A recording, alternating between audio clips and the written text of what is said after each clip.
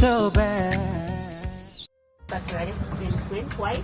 Before the acquisition, these communities were there. And they couldn't push them out. And then guess what? There are fishermen who are staying here.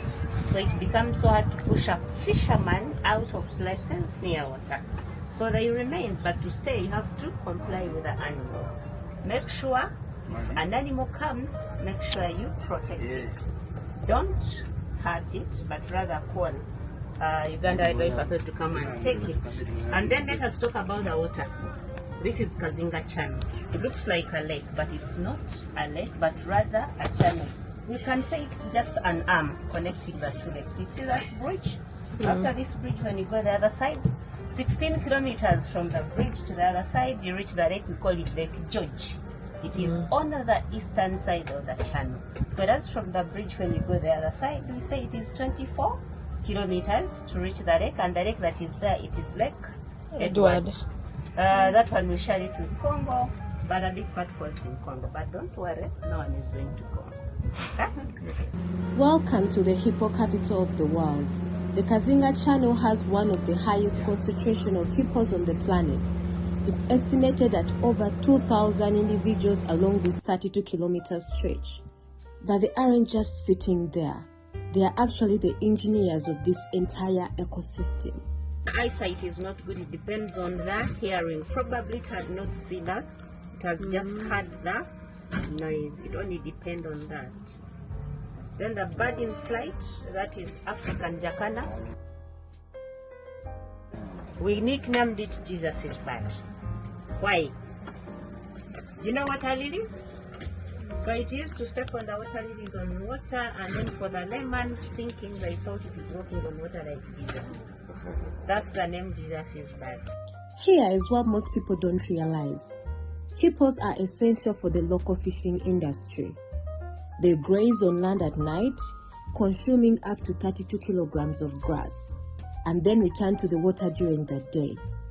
When they defecate in the channel, they are effectively fertilizing the water. This nutrient-rich waste fuels the growth of algae and tiny organisms that feed the fish, which in turn supports the fishing villages we see along the banks. You might notice some of the hippos look like they are bleeding or turning red. Don't worry, it's actually an intentional bit of biology. It's an oily red fluid that acts as a natural sunscreen, moisturizer, and antibiotic. Since they have no hair and are very sensitive, they have very sensitive skin. They essentially produce their own blood red, SPF, to survive the Ugandan sun. Do they try and eat the baby hippos? Yeah, they can try, but trying it is less than even 5%. Then for the bird lovers, the brown one, that is the hammercock. The one moving, that is a green shank.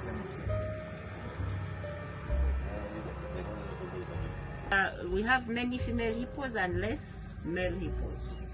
And there we can also talk about what checks on their population. The same, the dominance and the killing of the young males also can check on their dominance, and a disease called anthrax. Just like also the elephants, by the way, they can also give birth to two, but it is rare, very rare.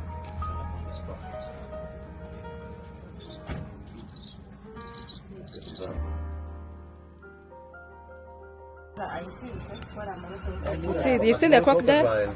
It's right there. It's just on top of the. The other one is the monitor lizard. Where? Yeah. Up walking. So the one walking, monitor lizard. The one still on the stone. That is a crocodile. Oh, I don't like lizards. Seeing there, that is a Goliath heron. And then ask yourself, how comes? Ask yourself, why do crocodiles come out of the water to sunbathe? To get the kinetic energy from the sun, stores it in the bones. It is the energy. So elephants use their trunks like periscopes when they go deep in the water. And by the water also helps them cool their massive bodies, which bodies can't even sweat. So you get why they really need to go in the water every now and then. So Queen Elizabeth National Park has more bird species, I'm talking about 600 plus, than almost anywhere else in Africa. For example, the African skimmer. It's a rare bird that skims the water with its lower beak to catch fish.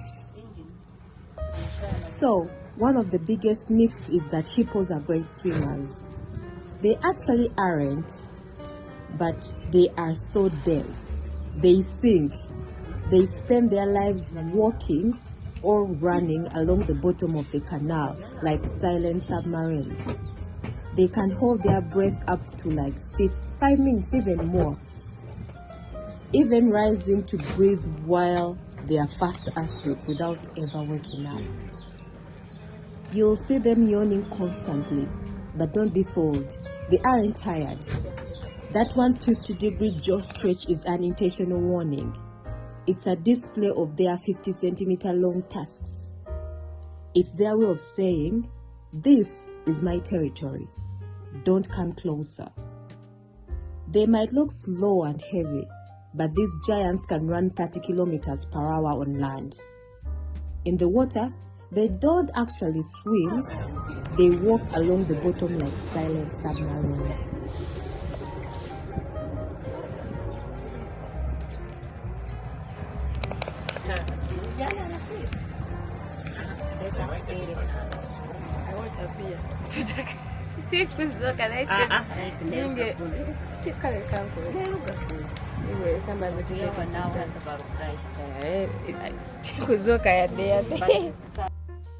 For nearly 10,000 years, there were no crocodiles here. Volcanic eruptions nearby made the water too alkaline for them to survive. But as the ecosystem stabilized, they migrated back from the Semliki River. So seeing them here now is proof that the Kazinga Channel is one of the healthiest, most balanced waterways in Africa.